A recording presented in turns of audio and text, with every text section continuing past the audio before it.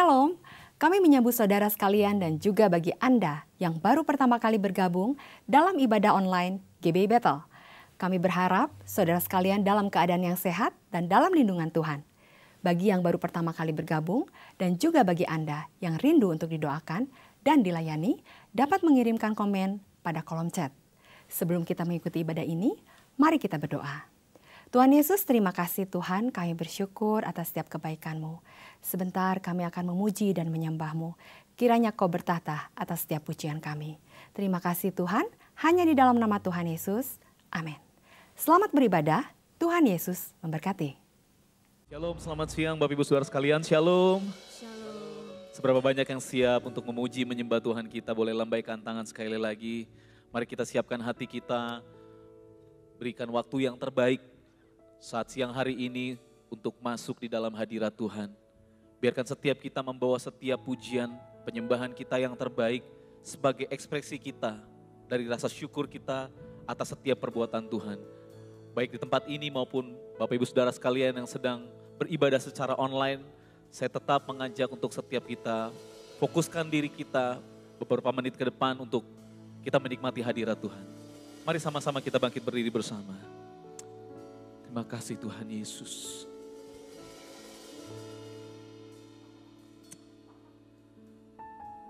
Terima kasih Tuhan.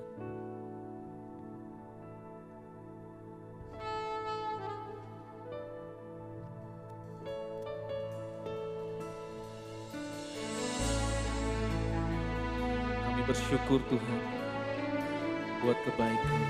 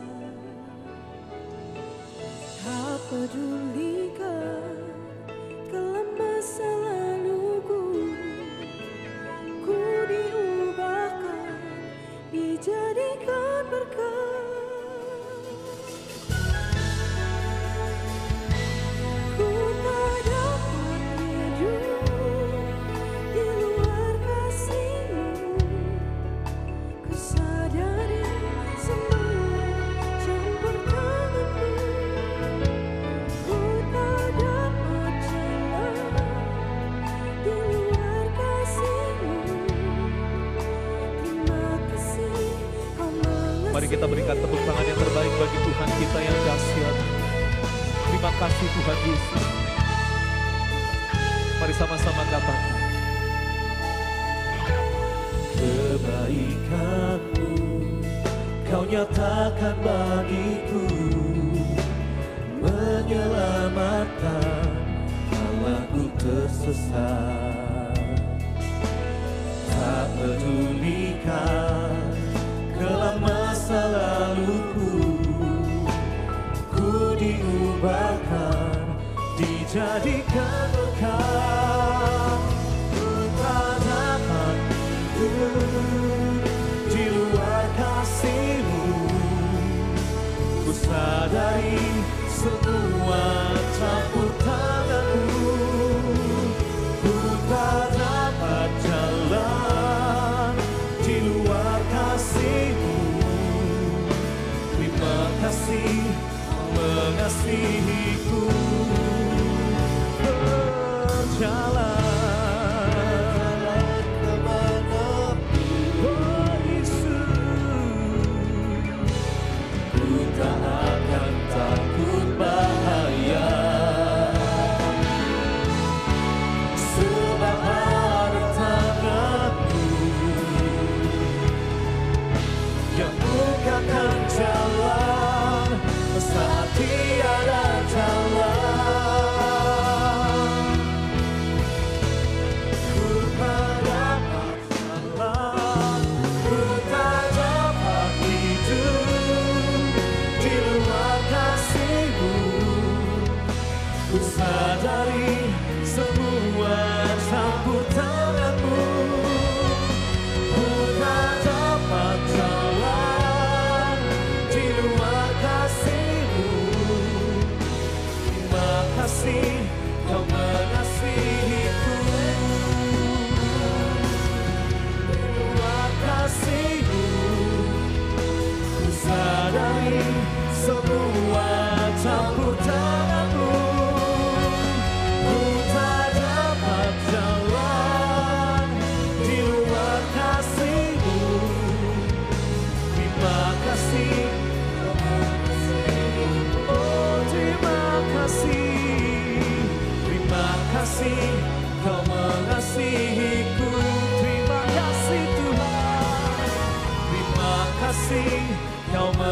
mengasihiku.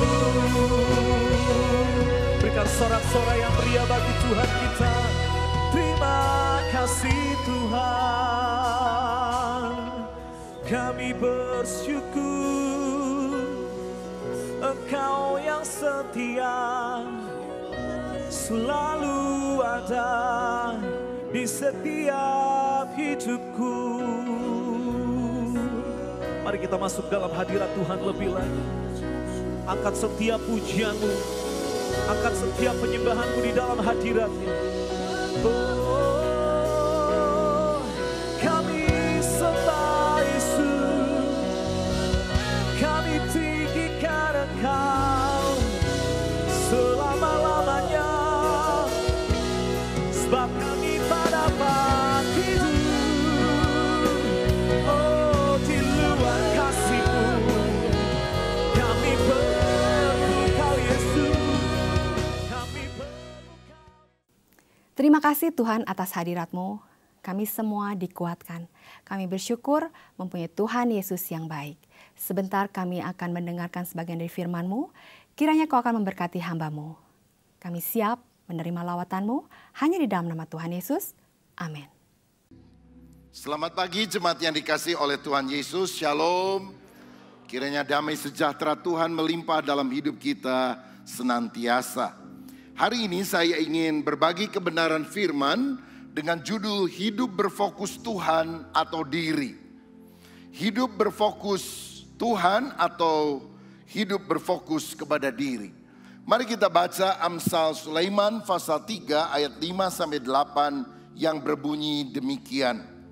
Amsal 3 ayat 5-8. Percayalah kepada Tuhan dengan segenap hatimu dan janganlah bersandar kepada pengertianmu sendiri. Akuilah Dia dalam segala lakumu, maka Ia akan meluruskan jalanmu. Janganlah engkau menganggap dirimu sendiri bijak. Takutlah akan Tuhan dan jauhilah kejahatan. Itulah yang akan menyembuhkan tubuhmu dan menyegarkan tulang-tulangmu. Amin.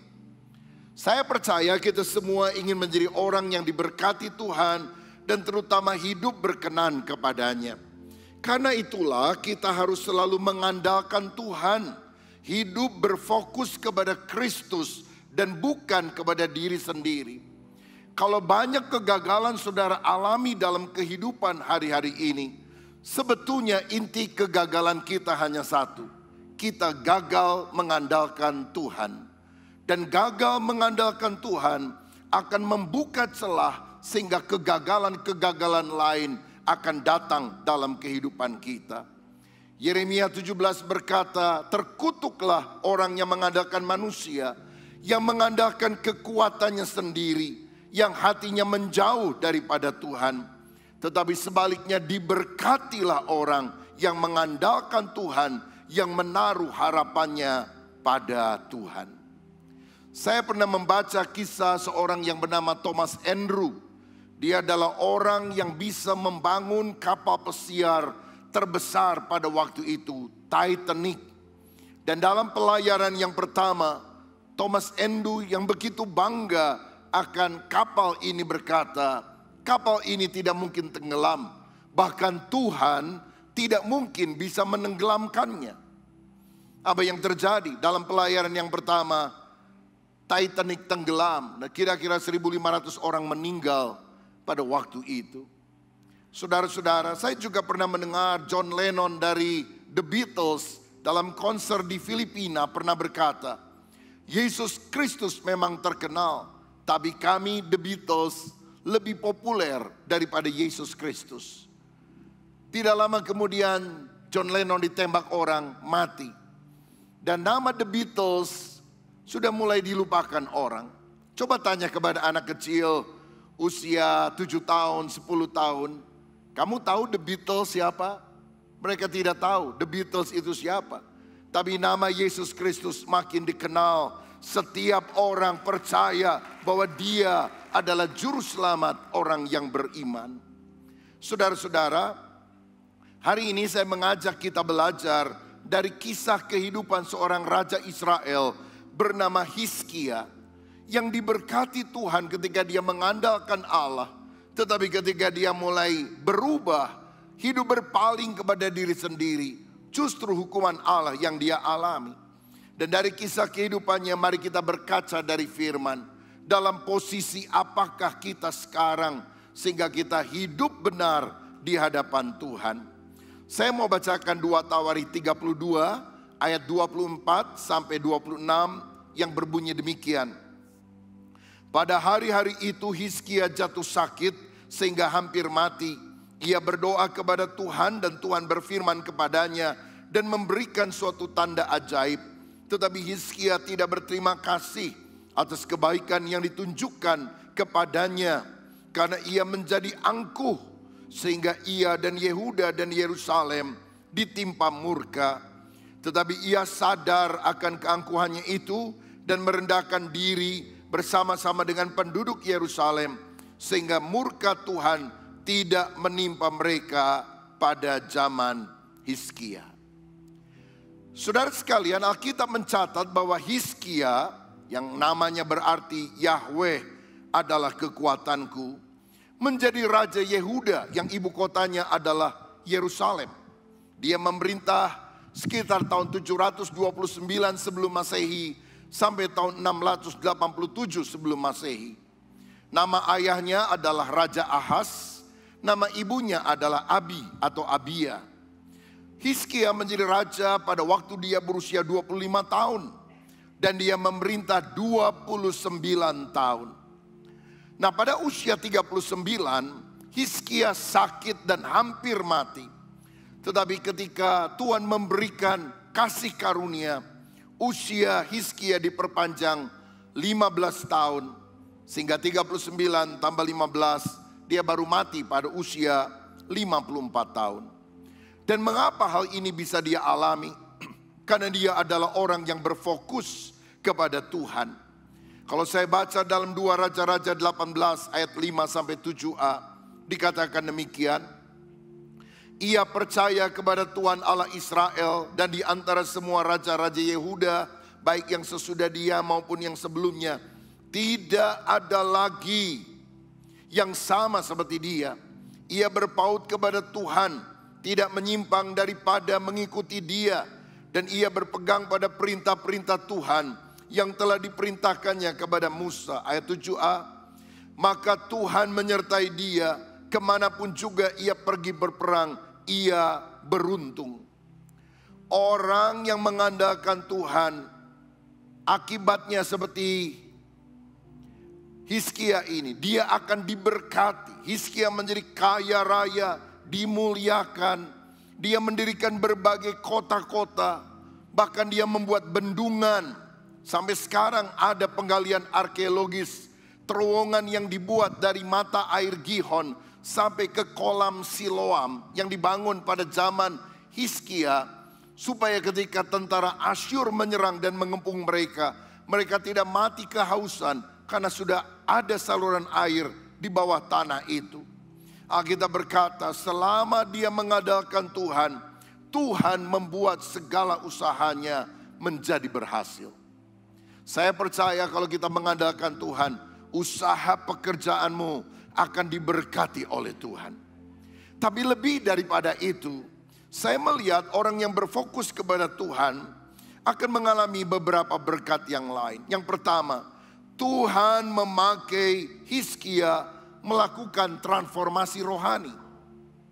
Dan itu juga yang Tuhan ingin lakukan dalam kehidupan kita. Melalui hidup kita, banyak orang berjumpa dengan Tuhan. Apa saja transformasi rohani yang dia lakukan? Alkitab berkata dia memulihkan rumah Tuhan dan ibadah orang Israel. Bait Allah yang selama ini ditutup, pelayanan imam yang selama ini tidak ada, korban bakaran yang sudah lama tidak pernah dilakukan oleh raja-raja sebelumnya, kembali dilakukan oleh Hizkia pada tahun pertama pemerintahannya, pada bulan pertama. Jadi hal pertama yang dia kerjakan setelah dia menjadi raja adalah memulihkan rumah Tuhan dan ibadah. Dia juga menjauhkan bukit pengorbanan, meremukkan tugu berhala. Dan satu hal yang luar biasa, dia menghancurkan Nehustan Apa itu Nehustan? Saudara ingat ketika orang Israel di padang pasir, lalu kemudian mereka berontak kepada Tuhan. Tuhan murka, banyak orang yang sakit, banyak orang yang mati. Tuhan memerintahkan Musa mendirikan ular tembaga. Dan ular tembaga itulah ketika dilihat oleh orang menyembuhkan semua orang yang sakit. Tapi di kemudian hari orang tidak mencari Allah yang menyembuhkan. Orang malah menyembah ular tembaga, patung Nehustan yang dibuat oleh Musa. Maka Hizkia menghancurkan Nehustan. Bayangkan, ini membutuhkan keberanian. Karena Musa adalah nabi yang sangat dihormati di Israel. Bahkan sekarang ini bagi orang Israel, nabi terbesar itu bukan Isa, tapi Musa. Namun ketika Hizkia melihat penyimpangan yang dilakukan orang Israel, orang tidak lagi menyembah kepada Allah, tapi menyembah kepada patung ini, maka dia menghancurkannya. Dan yang luar biasa, dia kembali merayakan Paskah 7 hari di Yerusalem. Dari ibadah roti tidak beragi sampai Paskah. Padahal ini hanya dilakukan pada zaman Daud, Salomo. Setelah itu tidak pernah dilakukan lagi. Inilah transformasi rohani yang dikerjakan oleh orang yang hidupnya berfokus kepada Allah. Saya percaya saudara sekalian, Tuhan juga ingin memakai kita menjadi alatnya, membawa pengenalan kepada Kristus dalam keluarga dan dalam lingkungan kita. Kalau boleh saya bayangkan, Hizkia ini ibarat Elia yang menentang Ahab dan Isabel yang menyembah Baal dan membawa orang Israel kembali kepada Tuhan. Saya yakin bahwa Hizkia adalah seorang pemimpin yang hidup benar. Dan seorang pemimpin adalah seorang yang punya pengaruh, terutama membawa orang-orang pada jalan yang benar. John Maxwell, seorang pakar kepemimpinan, berkata, leadership is influence. Kepemimpinan adalah pengaruh. Dan dia juga berkata bahwa pemimpin yang sukses, salah satu cirinya adalah menciptakan perubahan positif. Saya teringat kisah seorang misionaris yang ketika pergi mengunjungi satu pulau dari suku terasing yang belum pernah mendengar Injil. Dicatat tentang dia, ketika dia datang tidak ada satupun orang Kristen di sana. Tetapi ketika dia mati puluhan tahun kemudian, tidak ada satupun yang tidak Kristen di pulau itu. Itulah transformasi yang dibawa melalui Injil Kristus oleh setiap anak-anaknya yang mau dipakai Tuhan untuk menciptakan perubahan positif dalam keluarga, dalam lingkungannya, supaya orang bisa mengenal Tuhan. Dalam keluarga kami, seperti saya pernah saksikan, Tuhan memakai seorang nenek tua, ibu dari nenek saya. Seorang sederhana tinggal di Pangkalan Bun, Kalimantan Tengah. Dia pertama yang menjadi Kristen di keluarga kami. Ada misionaris yang datang mengadakan ibadah dengan tidak terlalu banyak orang. Dia merupakan jemaat awal yang ada di sana. Ketika dia menjadi Kristen, suaminya marah, anak-anaknya tidak suka. Tapi nenek tua ini tetap setia kepada Tuhan. Dia bersaksi, dia berdoa. Dengan berani dia cerita supaya seluruh keluarga datang kepada Yesus. Sebelumnya latar belakang keluarga kami adalah penyembah berhala. Orang kedua dari keluarga yang bertobat adalah ayah saya. Sejak itu seluruh keluarga besar, kira-kira 150 orang sekarang jadi Kristen. Banyak di antara kami yang dipanggil jadi hamba-hamba Tuhan. Generasi ayah saya ada 5 jadi pendeta. Angkatan saya ada beberapa orang yang setingkat, selevel juga jadi hamba-hamba Tuhan di berbagai kota. Generasi anak saya juga beberapa orang dipanggil menjadi hamba Tuhan. Dan kalau kami kumpul cerita tentang perkara-perkara ajaib yang Tuhan kerjakan, dari pelayanan keluarga kami sudah puluhan ribu orang bertobat, menerima Yesus dan dibaptis. Tapi kami tidak pernah bisa menjadi sombong karena apa? Yang Tuhan pakai dalam keluarga hanya seorang nenek tua yang melakukan transformasi rohani. Saya berdoa supaya engkau menjadi orang yang dipakai oleh Tuhan, membawa api transformasi, api kegerakan di dalam keluargamu, dalam lingkunganmu, supaya orang berbalik dari penyembahan berhala. Orang mulai berseru Yesus, dan ketika orang berseru kepada nama Yesus, mereka akan diselamatkan. Mulai dari keluargamu, jangan berdiam diri, berani memberitakan Injil, bawa jiwa-jiwa kepada Tuhan, ajak teman-temanmu untuk datang kepada Yesus. Saya percaya kasih karunia Allah akan mengalir dan kita akan dipakai menjadi pembawa kabar baik kepada dunia yang terhilang ini. Haleluya. Orang yang berfokus kepada Kristus, kepada Tuhan, akan dipakai untuk melakukan transformasi rohani. Yang kedua, kalau kita mengandalkan Tuhan, hidup berfokus kepada Tuhan, Tuhan akan memberi kemenangan dalam pergumulan. Alkitab mencatat dalam Yesaya 36 dan 37, ketika Hizkia melakukan perkara-perkara besar dan membuat kerajaan Yehuda dengan ibu kota Yerusalem menjadi makmur, datanglah Raja Sanherib dari Asyur ingin menghancurkan Yerusalem. Yerusalem dikepung oleh Sanherib dan anak buahnya. Lalu kemudian raja ini membuat sebuah surat, dikirimkan melalui utusannya kepada Hizkia, yang intinya, jangan percaya kepada Allah yang berjanji melindungi Yerusalem, karena tidak mungkin hal itu akan terjadi.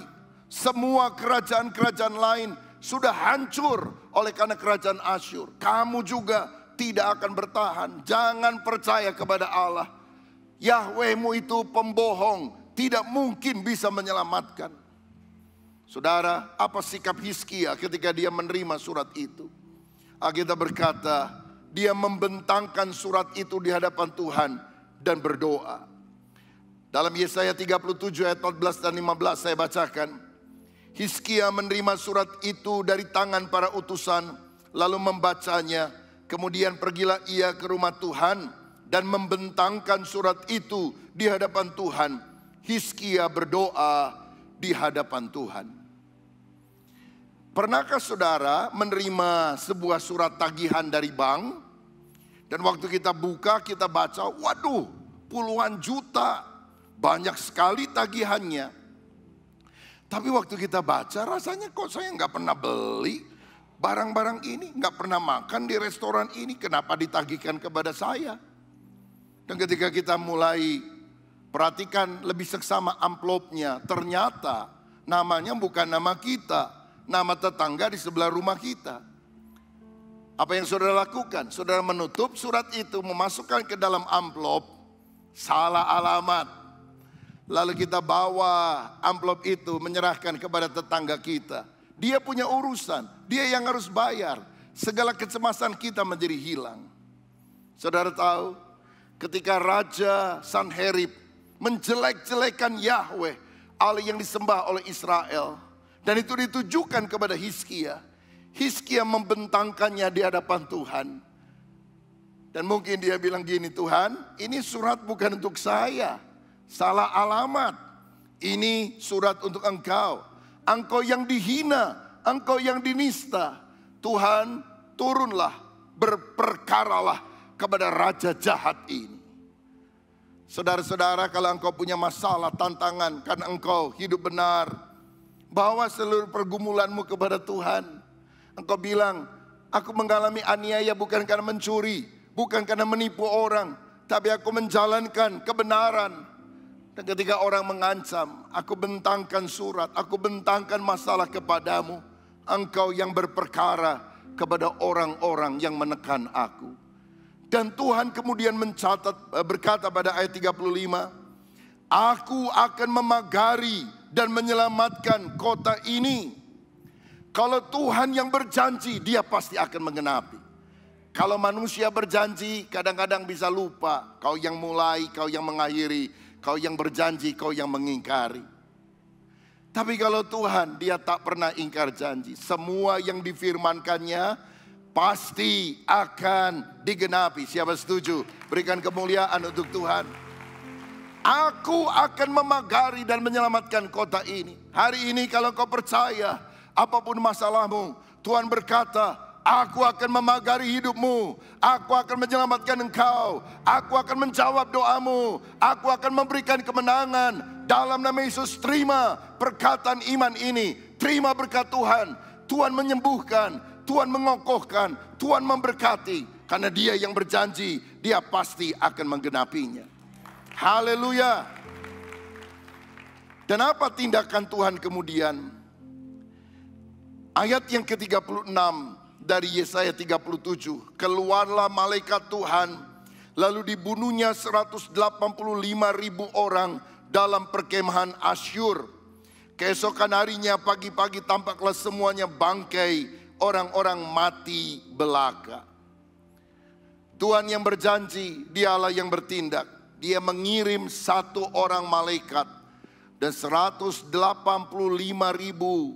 pasukan musuh yang bersenjata lengkap mati semuanya terkapar di padang gurun. Saudara, betapa hebat kekuatan dari 1 orang malaikat. Gak perlu 10, gak perlu 100. Hanya 1 malaikat bisa membunuh 185.000 orang. Saudara tahu Tuhan punya malaikat dalam jumlah yang sangat banyak. Dalam Mazmur 34 ayat 8 Alkitab bilang, malaikat Tuhan berkemah di sekeliling orang-orang yang takut akan Dia, lalu meluputkan mereka. Siapa orang takut akan Tuhan di tempat ini? Tuhan bilang malaikat Tuhan akan berkemah. Kalau malaikat Tuhan berkemah itu lebih dari 1, saudara. Pasti jumlahnya banyak. 1 saja kekuatannya bisa membantai 185.000 orang musuh. Apalagi kalau sepasukan malaikat berkemah, Dia akan meluputkan kita. Allah yang kita sembah, Allah yang kuat. Allah yang kita sembah, Allah yang perkasa. Berdoa kepada Tuhan. Cukup 1 malaikat Dia kirim, engkau akan mengalami kemenangan. Dan ingat ini, ketika ratusan ribu orang menyerang Yerusalem dan raja tidak lagi tahu apa yang dia harus lakukan, namun matanya tertuju kepada Tuhan, dia mengalami pertolongan. Pergumulanmu yang terbesar akan menjadi mujizatmu yang terbesar. Persoalan saudara yang terhebat akan menjadi kesaksianmu yang paling hebat. Kalau hari-hari ini kau mengalami kesulitan dan kau bilang hampir gak tahan Tuhan, berat sekali, besar sekali, percayalah mujizat yang jauh lebih besar engkau alami. Karena Tuhan perkasa, Dia berkuasa, Dia sanggup melakukan apapun ketika engkau menaikkan doa kepada Dia. Banyak orang takut tahun 2024 karena akan ada pemilihan presiden, dan presiden kita sekarang yang sudah berbuat banyak untuk negeri ini sudah tidak bisa melanjutkan lagi kepemimpinan pada periode ketiga. Beberapa orang cemas jangan-jangan yang terpilih nanti adalah orang yang pro kepada kelompok radikal, sehingga dasar negara ini akan berubah dan sebagainya. Tapi saya percaya masih banyak orang yang berdoa kepada Tuhan. Dan kalau kita berdoa, saya juga sangat yakin Tuhan cinta negeri kita Indonesia. Saya yakin siapapun yang terpilih, Pancasila, Undang-Undang Dasar 45, Bhinneka Tunggal Ika, NKRI akan tetap jaya. Karena Tuhan memperhatikan Indonesia, karena Tuhan mengasihi bangsa kita. Berita-berita negatif boleh datang, percayalah ketika engkau membentangkan masalahmu kepada Tuhan, Tuhan mengasihi bangsa kita. Hari-hari ini Tuhan sedang mengangkat bangsa kita. IMF mengatakan 60 negara akan mengalami krisis ekonomi yang luar biasa. Sri Lanka menjadi negara yang hari-hari ini gagal bayar hutang. Tapi dari 60 itu tidak ada catatan tentang Indonesia. Saya percaya Indonesia berada di dalam matanya Tuhan. Ada inflasi yang terjadi. Karena itu jangan cemas. Walaupun harga-harga naik, listrik naik, bensin masih ditahan saudara sekalian dengan subsidi. Minyak goreng naik dan sebagainya. Itu melanda dunia. Karena itulah bersyukur karena Presiden Joko Widodo datang kepada Zelensky dan juga kepada Vladimir Putin untuk berusaha mendamaikan mereka. Saya rasa sejak sejarah bangsa ini ada, belum pernah pemimpin Indonesia Tuhan angkat untuk memperdamaikan negara superpower seperti Rusia. Dan mereka menerima presiden kita dengan luar biasa. Kalau saudara perhatikan, waktu Putin ketemu dengan Macron, presiden Prancis, dan juga negara yang lain, maka mejanya panjang banget saudara sekalian. Dari sini ke sana. Dan ngomong pakai mikrofon. Tapi kepada Presiden Jokowi hanya sebuah meja kecil saja menjadi pemisah. Dan bisa bicara dari hati ke hati. Saya percaya bukan karena hebatnya presiden kita, tapi karena Tuhan mengasihi Indonesia, ingin menjadikan Indonesia sebagai pusat perhatian dunia. Karena Tuhan mau mengangkat. Saya yakin masih ada orang-orang percaya yang berdoa. Tuhan pernah menghukum Sodom dan Gomora karena dia tidak temukan 10 orang benar di sana. Saya percaya di Indonesia masih ada orang-orang benar yang hidup takut akan Tuhan. Dan apapun pergumulan kita, baik secara global, nasional, juga secara pribadi-pribadi, kalau engkau mengandalkan Tuhan, Tuhan akan memberi kemenangan bagi umatnya di tengah pergumulan. Yang ketiga, saudara sekalian, kalau kita hidup berfokus kepada Tuhan, bukan kepada diri, maka Tuhan menyembuhkan pada saat sakit. Ayat 24 mencatat, pada hari-hari itu Hizkia jatuh sakit sehingga hampir mati. Ia berdoa kepada Tuhan dan Tuhan berfirman kepadanya dan memberikannya suatu tanda ajaib. Kehidupan kita seringkali tidak bisa lepas dari masalah. Orang yang takut akan Tuhan, mengandalkan Tuhan juga bisa sakit, bisa mengalami problem. Tetapi ada senjata rohani yang kita bisa lakukan. Berdoa, mohon belas kasihan, anugerah daripada Tuhan. Dan itu yang dilakukan oleh Hizkia. Dia berdoa, dia menangis, dia memohon belas kasihan daripada Tuhan. Dan di ayat 5 Tuhan menjawab, telah ku dengar doamu dan kulihat air matamu. Sesungguhnya aku akan memperpanjang hidupmu 15 tahun lagi. Telah ku dengar doamu dan telah kulihat air matamu. Saya percaya sampai hari ini Tuhan masih mendengar doa. Doa saudara masih didengarkan oleh Tuhan. Dan ada satu unsur yang sangat penting, berdoa dengan berlinang air mata. Kenapa doa dengan air mata dikabulkan oleh Tuhan? Karena air mata pertanda hati yang hancur. Tuhan itu dekat dengan orang yang remuk hatinya. Air mata adalah tanda kesungguhan hati. Kalau engkau sudah berdoa dan rasanya Tuhan belum mengabulkan doa, maukah engkau lebih sungguh lagi berdoa sampai mencucurkan air mata? Bukan air mata buatan, bukan air mata buaya tentunya. Tapi air mata karena hati yang hancur dan berkata, kalau bukan engkau aku mati. Tuhan beri aku kasih karunia. Perpanjangkan umur hidupku. Belalah perkaraku. Bukalah jalan-jalanmu bagiku. Berkatilah perusahaanku. Apapun yang menjadi pergumulan saudara, engkau punya hak sebagai anak Tuhan untuk meminta kepada Bapa Surgawi. Dan Bapa Surgawi bisa mendengarkan doa saudara. Aku mendengar doamu, aku melihat air matamu. Tuhan menampung air mata orang benar dalam kirbat. Dan tidak ada satupun yang akan sia-sia. Aku akan memperpanjang umurmu 15 tahun lagi. Artinya berkat kesehatan. Bukan hanya berkat rohani tapi berkat jasmani.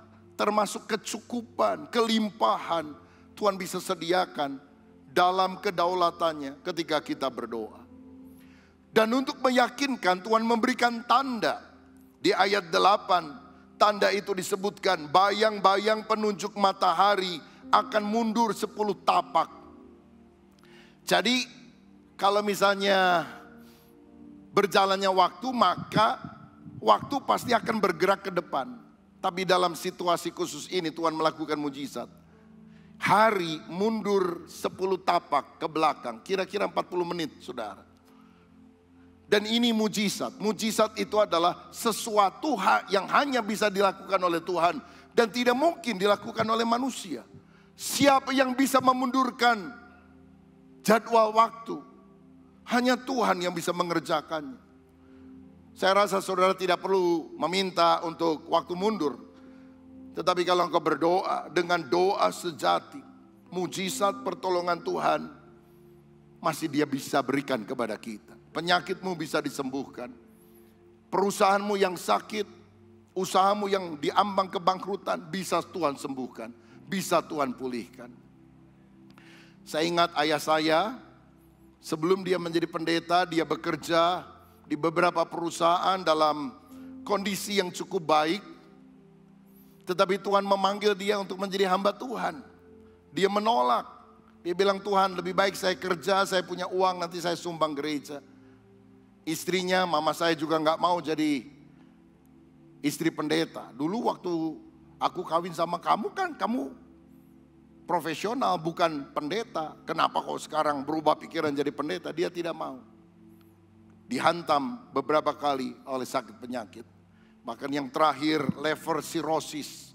Dan dokter sudah bilang, sekali lagi sakit ini mati. Dan itulah yang menyebabkan akhirnya mereka menyerah dan melayani Tuhan sampai hari ini. Saudara-saudara, ketika hidup berfokus kepada diri sendiri, bagaimana kalau pelayanan nanti kurang, nanti banyak masalah ini itu, maka justru hal-hal yang tidak baik terjadi. Tapi ketika kita taat walaupun belum melihat, di sanalah kesembuhan dan tuntunan Tuhan terjadi. Saya yakin sampai hari ini, kalau engkau berdoa, engkau masih akan melihat pertolongan Tuhan. Saudara tentu semua kenal salah satu tim gembala kita, Bapak Pendeta Joko Prihanto. Nanti sore dia juga akan khotbah di sini. Ketika dia punya anak yang pertama, istrinya melahirkan, anaknya prematur, saudara. Dan harus dirawat sekian lama di dalam inkubator di rumah sakit. Sampai setelah mungkin sebulan lebih rasanya, baru dibawa pulang ke rumah. Wah, sudah senang, sudah lepas dari inkubator, sudah keluar dari rumah sakit. Tapi baru 1 hari, lagi disusui, tiba-tiba mukanya menjadi biru, saudara. Wah, mereka panik, mereka bawa lagi ke rumah sakit, berlari-lari, masuk ke dalam ruangan untuk segera diambil tindakan. Dokter-dokter datang berlarian, menolong bayi kecil ini. Beberapa saat kemudian, seorang dokter keluar dan berkata kepada Pak Pendeta Joko, maaf Pak, kami sudah berusaha, tapi anak Anda sudah tidak tertolong. Itu sudah ditutup kain, saudara-saudara. Saudara bisa bayangkan punya anak yang pertama dengan pergumulan yang hebat. Dirawat sekian lama di inkubator, sembuh bisa pulang. Baru 1 hari mengalami hal semacam itu. Mereka nangis di hadapan Tuhan. Saya dengar suami istri dan juga kebetulan ada orang tua mereka di sana. Doa, Tuhan beri belas kasihan kepada kami. Nangis minta belas kasihan Tuhan. Sementara dokter masih ada di sana, tiba-tiba dia mendengar ada jeritan bayi, tangisan bayi dari dalam kamar. Langsung lari lagi itu saudara dokternya. Anak itu hidup, anak itu sembuh. Sekarang udah remaja, mulai melayani Tuhan. Karena Tuhan kita adalah Tuhan yang hebat. Persoalanmu yang terbesar akan menjadi kesaksianmu yang terhebat ketika engkau berfokus kepada Tuhan, mengandalkan Dia, dan bukan berfokus kepada diri sendiri. Kalau kita hidup mengandalkan Tuhan, pertama Tuhan akan pakai kita menjadi alat transformasi rohani bagi keluarga dan lingkungan kita. Yang kedua, Tuhan akan memberikan kemenangan dalam peperangan. Yang ketiga, Tuhan akan menyembuhkan penyakit kita. Tetapi lihat ayat berikutnya, setelah Hizkia diberkati Tuhan sukses, dia berubah. Nah inilah kesalahan manusia, suka berubah ketika diberkati. Lagi dulu miskin, setia sama Tuhan, setelah kaya, jaya, sukses, mulai melupakan Tuhan.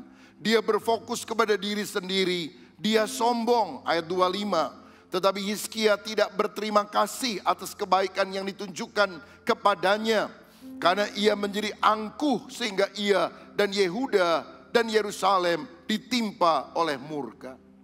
Apa wujud kesombongannya? Dia memamerkan hartanya ketika ada utusan raja datang untuk mendengar cerita bagaimana dia mengalami mujizat daripada Tuhan.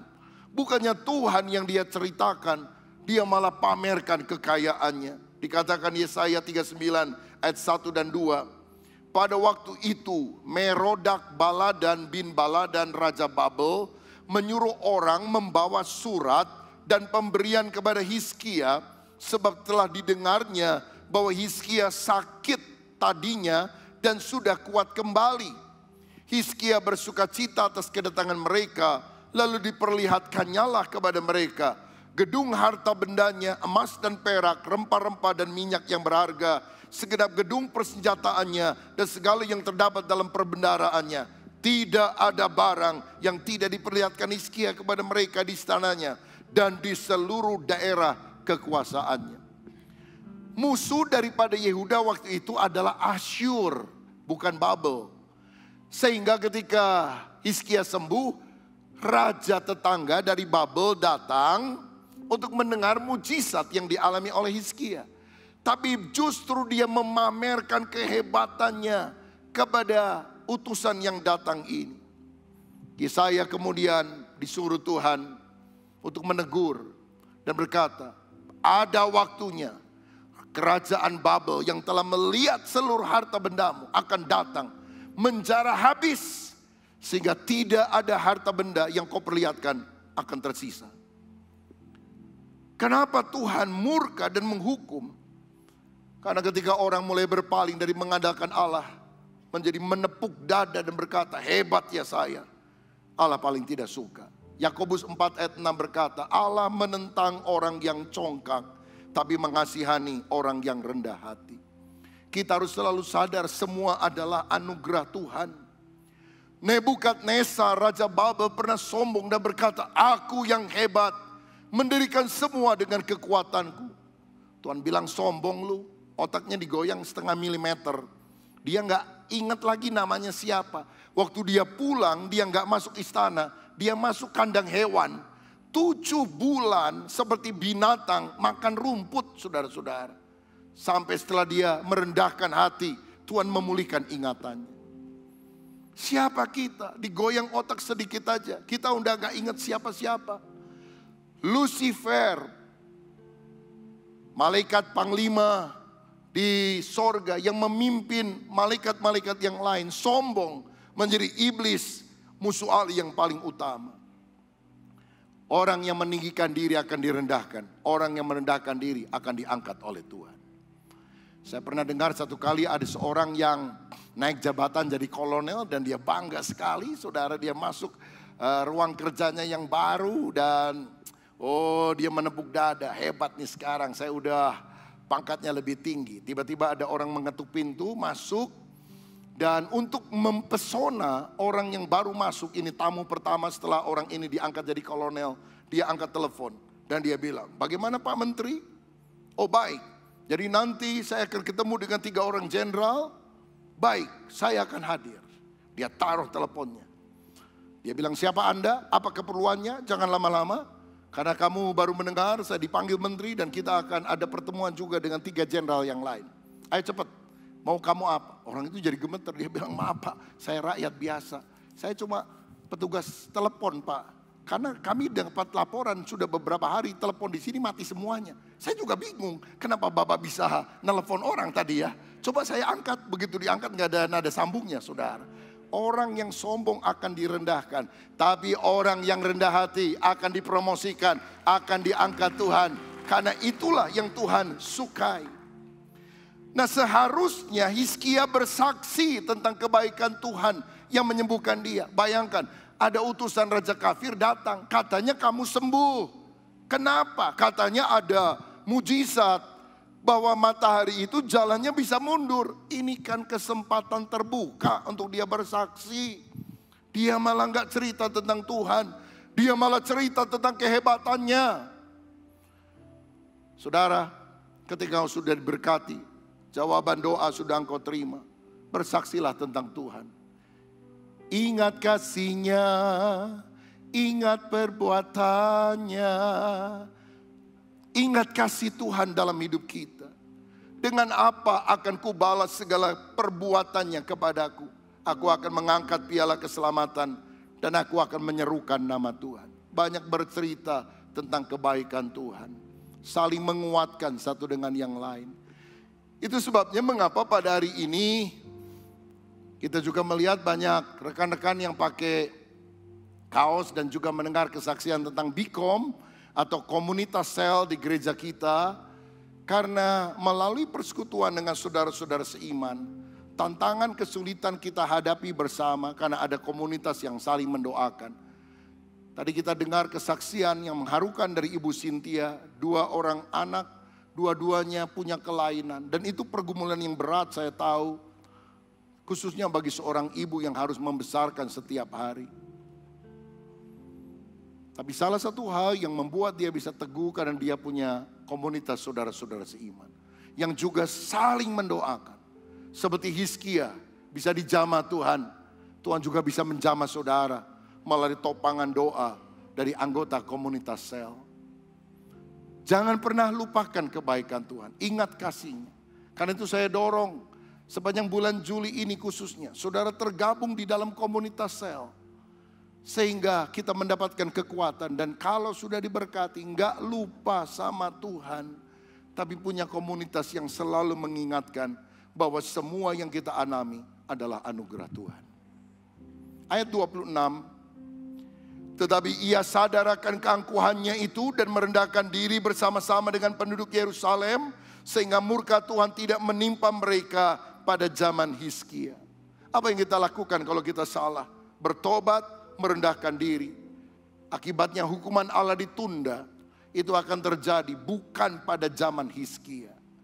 2 Tawarikh 7 ayat 14. Dan umatku yang atasnya namaku disebut merendahkan diri, berdoa dan mencari wajahku, lalu berbalik dari jalan-jalan yang jahat, maka aku akan mendengar dari sorga dan mengampuni dosa mereka serta memulihkan negeri mereka. Kalau kita berfokus kepada diri, murka Allah, hukuman Allah menimpa kita.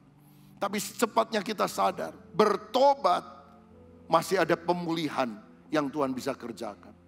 Kalau hari-hari ini engkau merasa langit seperti tembaga, pintu berkat tertutup, coba saudara periksa, apakah itu karena kesalahan kita, karena dosa yang kita lakukan, karena kesombongan, keangkuhan yang kita perbuat. Kalau bukan, Tuhan sedang memurnikan, menguji saudara untuk engkau makin cemerlang bagikan emas murni. Tapi kalau ya, karena itu dosa kita, kita harus bertobat, minta ampun kepada Tuhan, dan Tuhan berjanji untuk memulihkan. Hari ini, Tuhan juga sanggup memulihkan hidup saudara. Memulihkan keluarga, pekerjaan, kesehatan. Pemulihan Tuhan kiranya dilakukan pada saat ini bagi kita yang berharap kepada Dia. Dan poin terakhir sebelum saya berdoa untuk saudara. Jangan paksa Tuhan mengikuti rencana kita, mengikuti ambisi kita, mengikuti agenda kita. Tapi izinkan kita mengerti rencana Tuhan, agenda Tuhan, dan berkata, bukan yang aku inginkan, tapi kehendak-Mu yang jadi. Kenapa saya bilang begitu? Karena penerus Hizkia adalah anaknya yang bernama Manasye. Dia menjadi raja pada usia masih muda, 12 tahun setelah Hizkia meninggal. Dan Manasye memimpin lebih lama, 55 tahun. Tapi Yerusalem mengalami kerugian hebat.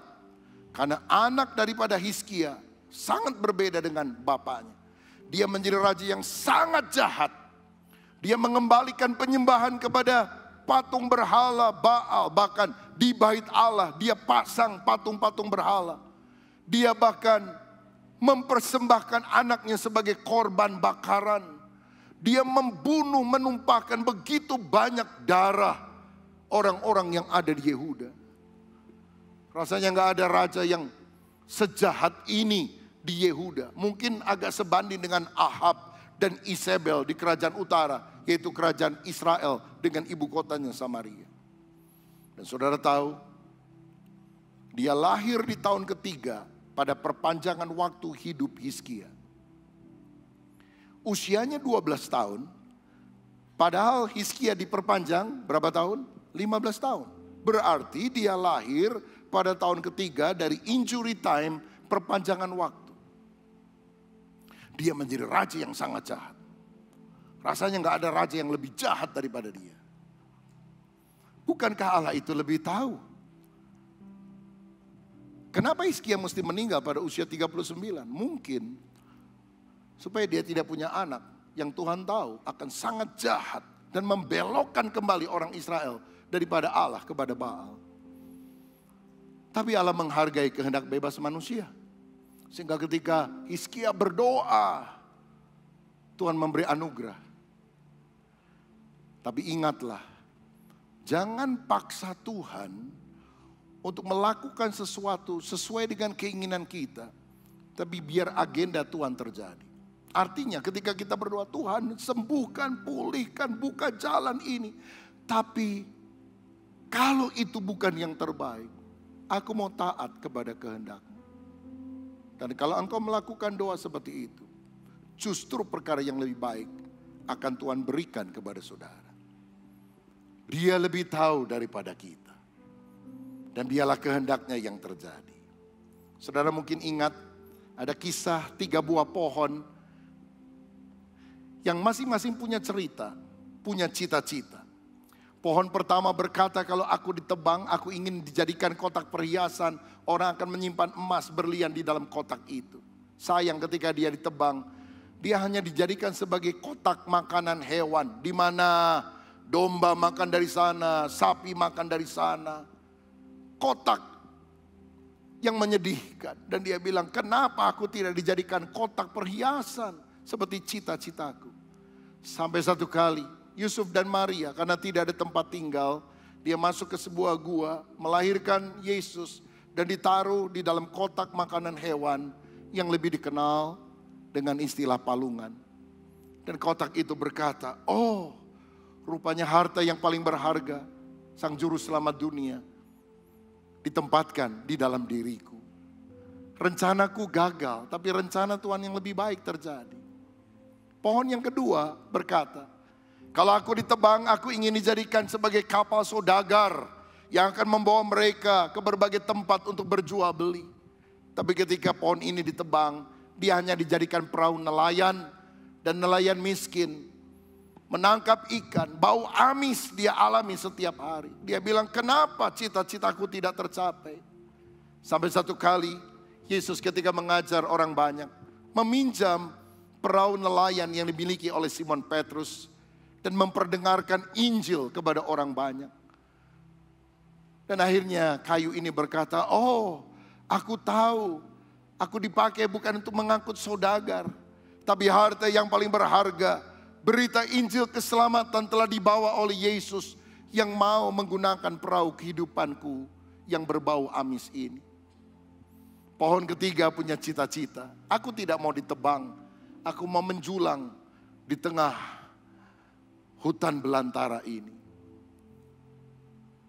Tapi ternyata dia ditebang juga. Celakanya setelah ditebang, penebangnya kehabisan ide mau dijadikan apa.